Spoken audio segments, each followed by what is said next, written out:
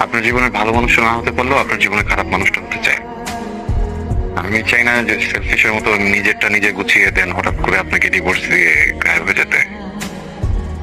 ভাইয়ের কাছে শুনেছি আপনি জব করতে চাইতেন। জি।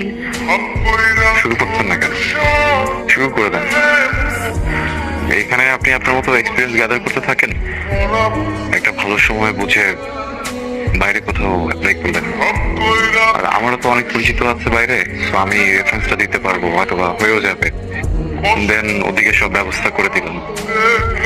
আপনি ওখানে সেট হয়ে গেলে তখন আমরা মিউচুয়ালি ডিভোর্সটাও কমপ্লিট করলাম। জি, আমিও ভাবছিলাম আমার কিছু একটা করা উচিত। ঠিক আছে, আমি করব।